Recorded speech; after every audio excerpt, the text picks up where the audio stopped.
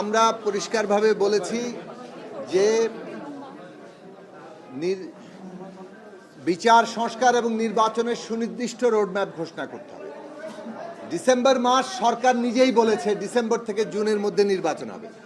রাজনৈতিক দলগুলো স্বাভাবিক কারণে ডিসেম্বরের মধ্যে নির্বাচন চায়। এখন ডিসেম্বরের থেকে যদি অন্যথা কোনো কিছু হয়, কোনো কারণে পেছায়, তাহলে সেটা সরকারকেই ব্যাখ্যা করতে হবে যে এই বাড়তি সময় তাদের কেন লাগবে। ঐকমত্য কমিশন বৈঠক শুরু করেছে দ্বিতীয় দফায় আগামীকাল থেকে। সেখানে বিভিন্ন পয়েন্ট ধরে আলোচনা হবে। আমরা সর্বোচ্চ ছাড় দিতে চাই এবং সর্বোচ্চ ছাড় দিয়ে আমরা যথাসম্ভব বেশি ঐকমত্য তৈরি করতে চাই এবং যেগুলো ঐকমত্য হবে সেগুলো জুলাই সনদ কিংবা জাতীয় সনদ আকারে আমরা ঘোষণা করার পক্ষে।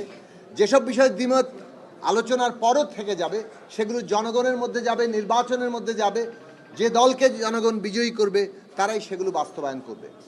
আমরা যেটা বলেছি যে নির্বাচনের তারিখ সুনির্দিষ্ট করা এই কারণে প্রয়োজন যে সংস্কারের বিষয়গুলো যেগুলোতে ঐকমত্য হচ্ছে, যেগুলোতে দ্বিমত আছে, সেখানে জনগণের অংশগ্রহণ তৈরি করা দরকার।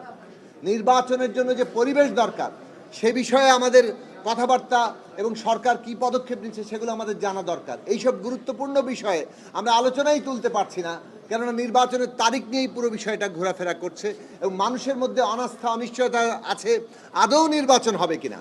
কাজেই মাননীয় প্রধান উপদেষ্টা তিনি এই ব্যাপারে মানুষের সংশয় দূর করতে পারেন।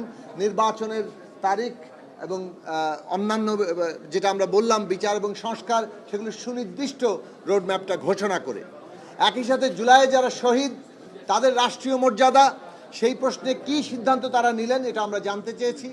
অন্যান্য সমস্ত কমিশন রিপোর্টের কি হবে সেটা আমরা জানতে চেয়েছি। এবং সবচেয়ে বড় কথা হচ্ছে সাম্প্রতিক সময়ে রাজনৈতিক দলের সাথে সরকারের যে দূরত্ব তৈরি হয়েছে কিংবা বিভিন্ন প্রতিষ্ঠান সরকারের যে দূরত্ব তৈরি হচ্ছে, এইগুলো মানুষের মধ্যে শঙ্কা আশঙ্কার জন্ম দিচ্ছে। আমরা মনে করি যে সরকারের উদ্যোগ নিতে হবে যাতে করে রাজনৈতিক দলসহ সকল অংশীজনদের সাথে এই দূরত্ব এবং এই ধরনের কোনো রকম অনাস্থার জায়গা তৈরি না হয়, বরং আস্থা এবং একটা ন্যূনতম ঐক্যমত্যের মধ্য দিয়ে আমরা এই যে বিচার সংস্কার এবং নির্বাচনের মধ্য দিয়ে নতুন রাজনৈতিক বন্দোবস্ত, বাংলাদেশের নতুন গণতান্ত্রিক যাত্রা, এটা আমরা নিশ্চিত করতে পারি।